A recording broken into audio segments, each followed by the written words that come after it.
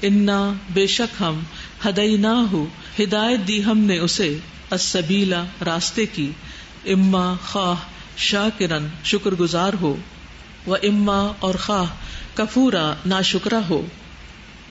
انا ہدیناہ السبیلا بے شک ہم نے اس کو راستہ دکھا دیا، بیان کر دیا اس کے لیے اصل راستہ کہ ہدایت کیا ہے، پیغمبروں کے ذریعے، کتابوں کے ذریعے. اب امتحان کیا ہے، دیکھا کیا جا رہا ہے، اما شاکرن و اما کفورا، چاہے تو شکر گزار بنے اور چاہے تو سخت ناشکرا بنے. اب جو وہ چاہے کرے. یہ ہے دراصل امتحان، طویل زمانے کا چھوٹا سا وقت جس میں ہمیں زندگی ملی، اس زندگی کی نعمت کے ساتھ عقل اور سمجھ ملی اور ہدایت ملی. اب دیکھا یہ جا رہا ہے کہ ہم اس وقت کو کیسے گزارتے ہیں، اپنے لیے کیا کماتے ہیں، کیونکہ اس زندگی کے اختتام پر پھر جنت اور جہنم ہے، پھر انجام ہے، پھر جزا اور سزا ہے. پھر جس نے یہ وقت جیسا گزارا ہوگا اس کے مطابق اس کو اپنے انجام کا سامنا کرنا پڑے گا. بات یہ ہے کہ کیا کوئی انسان اس حقیقت کو جھٹلا سکتا ہے کہ انسان کچھ نہ تھا؟ ایک وقت گزرا جب وہ مٹی اور کیچڑ کی شکل میں تھا. آدم علیہ السلام کی تخلیق سے پہلے ان کے پتلے یا ان کے ڈھانچے پر کتنے مرحلے گزرے، تراب اور پھر طین اور پھر سلسال اور فخار، سلسال انکل فخار، ایک کے بعد ایک مرحلہ. اور کسی کو نہیں پتا تھا یہ کیا بن رہا ہے، یہ کیا چیز ہے. ایسا ہو چکا ہے، اس سے کوئی انکار نہیں کر سکتا. اور پھر جب اس پتلے میں روح ڈالی گئی اور وہ ہوش گوش والا بن گیا، سوچ سمجھ والا بن گیا، تب اس کو جھنجھوڑا جا رہا ہے کہ سوچو تمہاری تخلیق کے لیے اللہ نے اتنا اہتمام کیوں کیا، اللہ نے ایسا اہتمام کیوں کیا، کیوں تمہیں عقل سمجھ دی، کیوں تمہیں راستہ دکھایا، کیوں اچھے برے کی تمیز دی، کیوں انبیاء بھیجے، یہ سب کچھ کیوں ہوا، یہ سلسلہ کیوں ہوا؟ اس لیے کہ تم اپنی من مانی کرو، اپنی مرضی کے مطابق زندگی گزارو. اس کے پیچھے ایک مقصد ہے. اگر تم اس مقصد کو پورا کرنے میں ناکام رہے تو انجام اچھا نہ ہوگا. یہ سب کچھ کھیل تماشے کے طور پر نہیں دیا گیا، نہ آسمان و زمین کھیل کے طور پہ بنائے گئے اور نہ انسان. یعنی اس میں ایک بات یہ بھی ہے کہ انسان کے لیے اترانے کا اور اکڑنے کا اور اپنے آپ کو کچھ بڑی چیز سمجھنے کا کوئی جواز نہیں ہے، کیونکہ ایک وقت تھا وہ کچھ نہ تھا اور پھر ایک وقت آئے گا دنیا میں کوئی اس کا نام لیوا نہ رہے گا. تو یہ تھوڑا سا وقت جو ملا ہے یہ خود کو نمایاں کرنے کے لیے اور دنیا میں بڑا بننے کے لیے اور سرکشی کرنے کے لیے نہیں ہے. اللہ کا بندہ اور اللہ کی مخلوق اور اپنے ہستی کا اعتراف کرتے ہوئے اللہ کی اطاعت میں وقت گزارنے کے لیے. دنیا میں چھوٹے سے چھوٹا کوئی ٹیسٹ ہو تو ہم کس قدر کانشیس ہوتے ہیں کہ کوئی غلطی نہیں کرنی اور پوری طرح الرٹ ہو کر اور ہوش و حواس کے ساتھ. لیکن اس زندگی کو بغیر سوچے سمجھے اور بغیر عقل استعمال کیے، اچھا ہو رہا ہے تو بھی ٹھیک ہے، غلط کام ہو رہا ہے تو بھی ٹھیک ہے، ایسے ہی گزار دے، اس طرح تو کام نہیں چلے گا. اور پھر آپ دیکھیے کہ یہ جو بات ہے کہ انسان کو ہم نے نطفہ امشاج سے پیدا کیا، یہ 20ویں صدی میں آ کے پتہ چلی ہے. قرآن 7ویں صدی عیسوی میں اترا ہے، اس وقت کسی کو خبر نہیں تھی، کہیں کوئی ایسی ریسرچ نہیں ہوئی تھی، کوئی نہیں جانتا تھا کہ ایک سیل کے اندر کیا ہے، یا پھر یہ کہ عورت کے جسم کی کیا چیز اور مرد کا کیا حصہ ملتا ہے کہ جس کے نتیجے میں انسان وجود میں آتا ہے. تو یہ آیت جو ہے یہ قرآن کی صداقت پر بھی دلیل ہے، اور اگر قرآن کی یہ بات سچی ہے تو باقی باتیں بھی سچ ماننا ہوگی کہ یہ اللہ کا کلام ہے اور یہ اللہ کی بات ہے، اور اس کو ایک صداقت اور ایک حقیقت کے طور پر لینا ہوگا، اور اس کا انکار اپنے ہی لیے نقصان دہ ہے. ایک طرف آپ دیکھیے کہ یہاں پر انسان کو انسان کی اصلیت بتائی گئی. نمبر 1 کوئی قابل ذکر چیز نہیں. نمبر 2 نطفے سے آغاز ہوا، یعنی جب قابل ذکر بھی ہوا تو آغاز دیکھے کتنی باریک چیز سے ہوا، کتنی حقیر چیز سے ہوا. اور پھر اس کے بعد اللہ سبحانہ وتعالیٰ نے اس کو اتنے عروج تک پہنچایا، فجعلناہ سمیعا بصیرا. یہ بالکل ایسے نہیں جیسے سورۃ المؤمنون میں آتا ہے ثم انشأناہ خلقا آخر فتبارک اللہ احسن الخالقین، کہ دیکھو وہ جو کچھ نہ تھا اور وہ جو ایک حقیر ذرہ تھا اور وہ جو مرحلے پار کرتے کرتے باہر آیا، تو کیا چیز بن گیا. لقد خلقنا الانسان فی احسن تقویم. اللہ نے یہ اتنی بے شمار نعمتیں اس کو اس درجے پہ باقی ساری مخلوق کے مقابلے میں بہترین طور پر عطا کی. یعنی جتنے بھی جانور ہیں اور مخلوقات ہیں ان سب میں انسان بہترین حالت پر ہے، عقل اور شعور کے ساتھ ہے. اور پھر اللہ تعالیٰ نے صرف عقل اور شعور کے رحم و کرم پر ہی نہیں ہمیں چھوڑ دیا. انا ہدیناہ السبیل، ہم نے اس کو راستہ بھی دکھایا. اور السبیل سے مراد صراط مستقیم ہے، جس کے لیے ہم دعا بھی کرتے ہیں اہدنا الصراط المستقیم.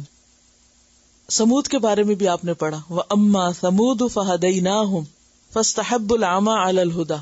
سمود کو بھی ہم نے راہ دکھائی تھی تو انہوں نے اندھا رہنا گوارا کیا ہدایت کے مقابلے میں.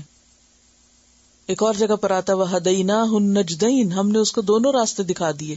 اور یہاں پر اِنَّا هَدَيْنَاهُ السَّبِيلَ، ہم نے اس کی رہنمائی کر دی، یعنی راستے کی نشاندہی کر دی. اب ٹیسٹ کیا ہے؟ اما شاکرن و اما کفورا.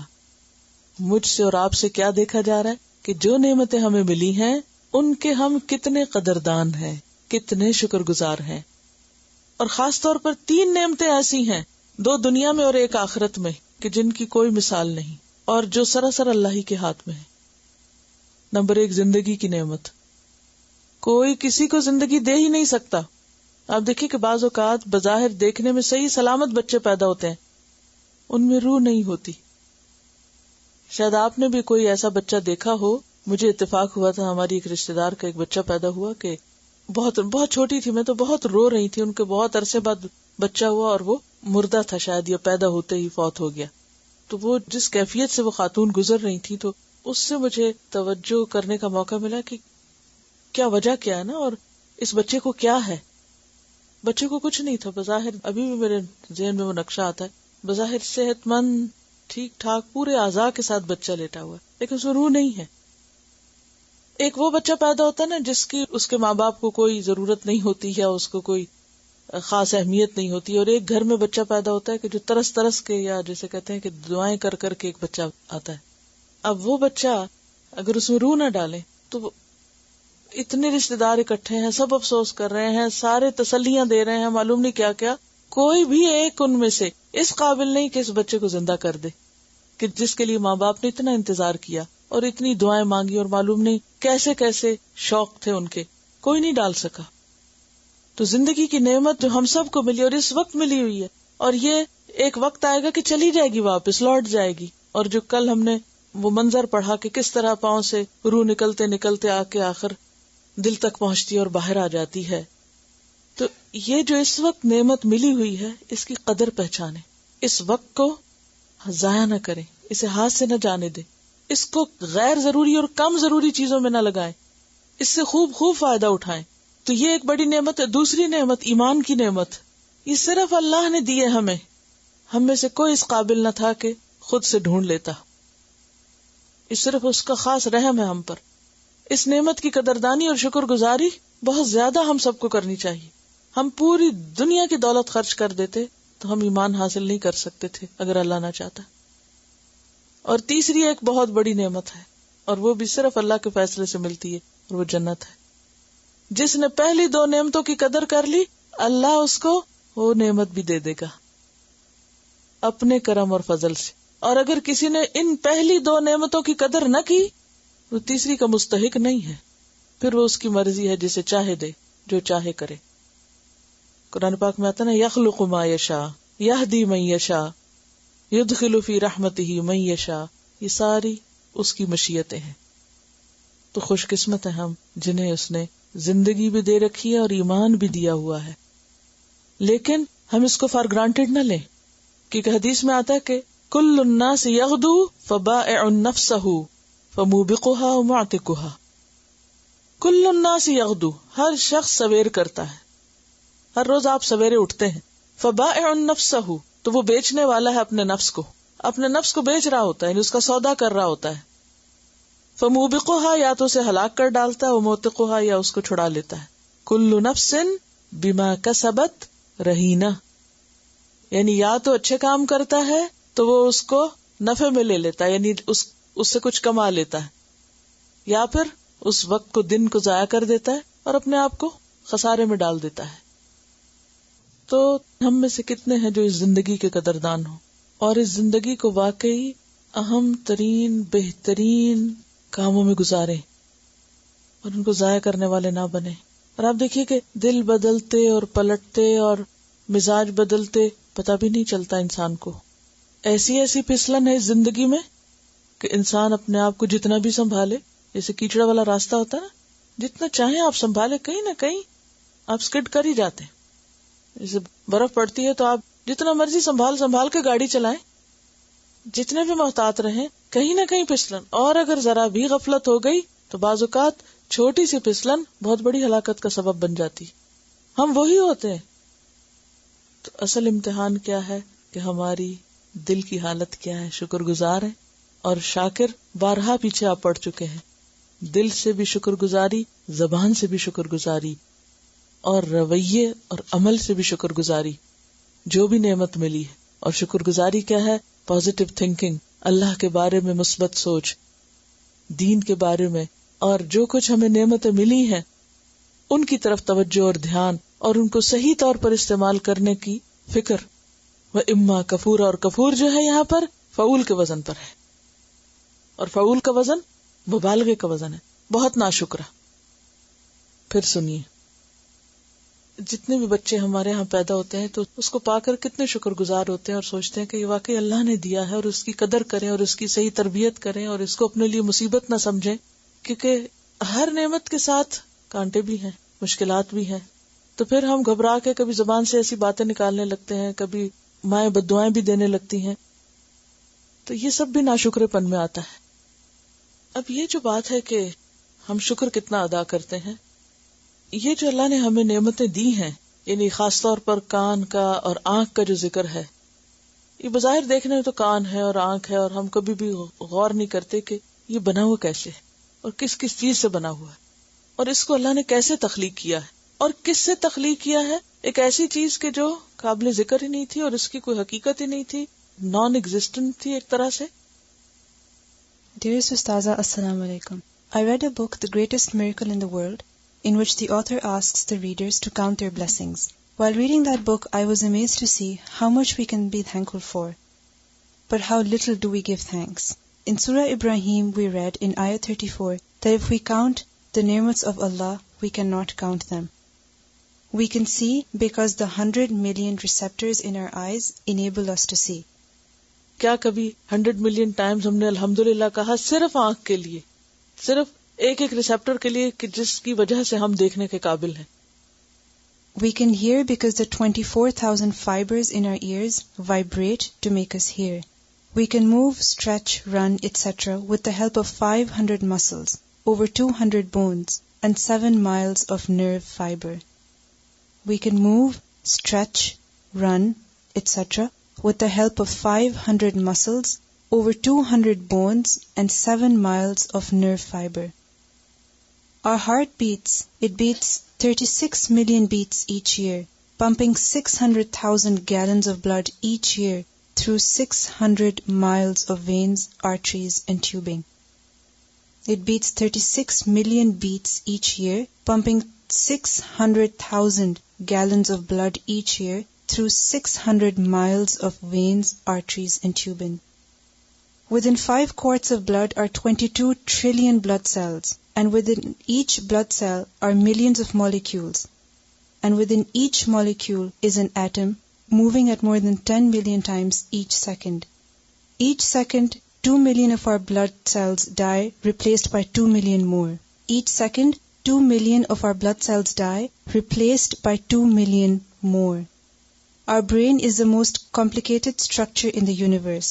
Within 3 pounds are 13 billion nerve cells, 4 million pain-sensitive structures, 500,000 touch detectors, and more than 200,000 temperature detectors. The Greatest Miracle in the World کتاب کا نام ہے، تو اس میں آپ دیکھ بھی سکتے ہیں. اگر ہمارے دماغ میں یہ جیسے انہوں نے لکھا ہے کہ 500,000 ٹچ ڈیٹیکٹرز ہیں اور more than 200,000 ٹیمپریچر ڈیٹیکٹرز ہیں، تو اگر یہ کام نہ کریں تو ہمیں تو پتہ نہیں چلے سردی ہے یا گرمی ہے، اور ہم سردی میں بیٹھے رہیں اور ختم ہی ہو جائیں، ہم زندہ بھی نہیں رہ سکتے. اگر ہمارا یہ سب سسٹم کام نہ کرے.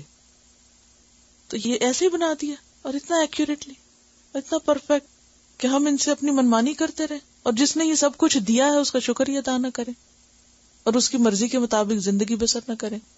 ہمیں ہر وقت خیال رہتا ہے ہمارے پاس کیا نہیں ہے، کیا نہیں ملا، کیا کم ہے اور کیا ہونا چاہیے. ہمیں ہر وقت کیوں غصہ آیا رہتا ہے، ہر وقت ہم کیوں فرسٹریٹ رہتے ہیں، ہم ہر وقت کیوں اندر ہی اندر کڑتے جلتے رہتے ہیں، صرف اس لیے کہ ہم صرف وہ سوچتے ہیں جو ہمارے پاس نہیں، اور ہم کنٹینیوسلی ناشکری کی کیفیت میں ہوتے ہیں. اگر ہم شکر گزار ہو جائیں تو یہ ساری چیزیں نکل جائیں اندر سے، ایک اطمینان کی کیفیت ہو. اگر ہماری نظر پانے پہ ہو، کچھ بھی نہ ہو ہمارے پاس، تو یہ صرف چند نعمتیں جو ابھی جن کو کاؤنٹ کر کے بتایا گیا ہے، اگر انہی پر ہم شکر ادا کرتے رہیں کہ جن کی وجہ سے ہم چل پھر رہے ہیں اور زندگی کی نعمت کو انجوائے کر رہے ہیں، تو یہ بھی بہت کافی ہے. کہاں یہ کہ اتنا کچھ پا کے ایک دن میں جو کچھ کھاتے ہیں اس کی طرح لسٹ بنائے. ایک لقمہ جو لیتے ہیں اس میں پتہ نہیں کیا کچھ ڈالا ہوا ہوتا ہے، ہم نے 20 چیزیں ایک ایک لقمے میں لے کے کھا رہے ہوتے ہیں. اور ٹیسٹ بڈز اللہ نے بنائے، پھر ناک ایسا بنایا کہ خوشبو سے مزہ لیں، دیکھ کے مزہ لیں، چکھ کے مزہ لیں، پیٹ بھرتا ہے تو اس کا مزہ لیں، پھر اس سے جو انرجی بنتی ہے. ان نعمتوں کی طرف دھیان ہی کوئی نہیں، شکر ہی کوئی نہیں. اور اگر زندگی میں کوئی ایک آدھ کمی ہے تو اسی کا رونا ختم نہیں ہو رہا کہ اس رونے سے نکلے تو کوئی اور کام تعمیری کرے. کس قدر ہم اپنے ساتھ ظلم کر رہے ہیں، کتنا اپنے آپ کو ضائع کر رہے ہیں. کس قدر ضروری ہے کہ ہم ہر وقت ان چیزوں کی طرف دھیان رکھیں اور جو ملا ہے اس پر شکر گزار رہیں، کیونکہ یہی ہمارا ٹیسٹ ہے. اللہ نے ہر بندے کو پیدا کیا نا، کہیں نہ کہیں کمی لگا دی، اور وہ امتحان کے لیے لگائی، کہیں نہ کہیں کچھ نہ کچھ کم کر دیا، کسی کو کہیں سے، کسی کو کہیں سے، کسی کو کہیں، کیونکہ ٹیسٹ لینا تھا. اب دیکھا یہ جا رہا ہے کہ تم شاکر بنتے ہو، جو ملا ہے اس کی طرف توجہ کرتے ہو، یا جو نہیں ملا اس کی طرف سارا وقت دھیان رکھے ہوئے. اور جب انسان ناشکر ہوتا ہے نا تو اس کا صرف یہ نہیں ہوتا کہ وہ جل کوڑ رہا ہوتا ہے، اس سے کئی قسم کی بیماریاں اور پھر اس سے تعلقات کی خرابیاں، اور وہ زمین پر ایک بوجھ بن جاتا ہے، دوسروں کے لیے وبال جان بن جاتا ہے، اوروں کے لیے بھی مصیبت بن جاتا ہے، پورے انوائرمنٹ کو ایک مصیبت میں ڈال دیتا ہے. لیکن ہم کسی بھی چیز پر شکر گزار ہونا نہیں جانتے، اور یہ شکر صرف اپنے جسم یا اولاد ہی کے معاملے میں نہیں، ہر چیز کے معاملے میں ضروری ہے. حتیٰ کہ اگر کوئی تکلیف آتی ہے نا ہم پر، کوئی پین ہوتی ہے ہمارے جسم میں، وہ بھی اللہ کی طرف سے ایک انعام ہی ہوتی ہے، کیونکہ اس کی وجہ سے ہم تھوڑی اپنی طرف توجہ کر لیتے ہیں اور وہ کوئی اس کے پیچھے آنے والی خرابی کو پہلے سے سد باب کر لیتے ہیں. کیونکہ اگر وہ نہ ہو تو ہم بھولے میں ہو کہ ہمیں کوئی مشکل بھی اور آنے والی. تو ضرورت اس بات کی کہ اچھے حالات ہو یا برے، کچھ ملے یا نہ ملے، کچھ آئے یا جائے، ہمارے دل میں اللہ کی محبت کم نہ ہو، وہ دن بدن بڑھتی ہی رہے. یہاں ایک اور چھوٹی سی کسی کا ایکسپیرینس شیئر کرنا چاہوں گی کہ الحمدللہ کثرت سے کرتے رہنے سے انسان کی ایک عادت ثانیہ بھی بن جاتی ہے نا، کہ انکانشیسلی پھر وہ انسان دکھ ہو، تکلیف ہو، کچھ ہو، ہر موقع پر الحمدللہ ہی کہتا جاتا ہے. Dear Ustaza, Assalamu alaikum. I had a similar experience when I went for my annual physical checkup. The doctor came and started taking my medical history. She said, "Does anyone in your family have cancer?" I said, "No, alhamdulillah." Then she asked, "Any history of skin or breast cancer?" I said, "No, alhamdulillah." "Did you ever have a surgery when you were hospitalized for more than 3 weeks?" I said, "No, alhamdulillah." Then she asked, "Do you smoke or drink alcohol?" I again replied, "No, alhamdulillah." She stopped and asked, "What is this word you are saying at the end again and again? Something starting with Allah." I said, "Alhamdulillah." She asked, "Why are you saying it again and again, and what does it mean?" I replied, "It means all praises and thanks to our Lord Allah, as He kept me and my family protected from all these diseases and blessed us with health." She said, "I like the phrase." I added, "As you say God or Lord, we say Allah. That's why I say Alhamdulillah." She said she liked the word because it had a very good effect which she could not ignore. "Can you write it for me with its translation?" I said, "Sure." So I wrote it for her in Arabic, in Roman and in English, as in transliteration and English, and made her repeat with me. She was really happy and said, "Wow, I have learned something new today." I said, "If you say it as many times as you can, it brings peace and comfort to your heart." She said, "I have other Muslim patients too, but I never heard them saying this. Anyway, thanks a lot for teaching me a new word." Then she continued asking other questions about my health and other things. I was thinking, Ustaza, I did not intentionally say it, as in saying Alhamdulillah and remembering Allah all the time, has become a routine now. Because in this year's tafsir, you have made us focus so much on shukr guzari that saying Alhamdulillah is a part of our talks. انا بے شک ہم آتدنا تیار کر رکھا ہے ہم نے للکافرین کافروں کے لیے سلاسلا زنجیروں کو واغلالا اور طوق کو وسعیرا اور بھڑکتی آگ کو. انا اعتدنا للکافرین سلاسلا واغلالا وسعیرا. انا بے شک ہم نے اعتدنا تیار کر رکھا ہے ہم نے للکافرین کافروں کے لیے یعنی ناشکر گزاروں کے لیے سلاسلا زنجیریں واغلالا اور طوق وسعیرا اور بھڑکتی آگ. یعنی جو لوگ ناشکرے بن کر دنیا میں زندگی بسر کریں گے وہ آخر ایک دن تو پکڑے جائیں گے، اور جو پکڑے جائیں گے تو پھر خوب پکڑے جائیں گے. کیسے؟ سلاسل میں. سلاسل جو ہے سلسلہ سے ہے، سلسلہ کی جمع. سلسلہ کہتے ہیں زنجیر کو، اور سلسلہ کو سلسلہ کیوں کہتے ہیں؟ کیونکہ ایک چیز دوسری چیز کے ساتھ جڑی ہوئی ہوتی ہے، کڑیاں ملی ہوئی ہوتی ہیں، یعنی تسلسل کی وجہ سے. اور اس کا روٹ ہے سین لام لام سل، ایک چیز سے دوسری چیز کو کھینچ لینا. تو سلاسل زنجیر. اور جہنم میں جس زنجیر سے جہنمیوں کو باندھا جائے گا اس کا ذکر سورۃ الحاقہ میں آپ نے پڑھا، فی سلسلۃ ذرعها 70 ذراعا فاسلکوہ.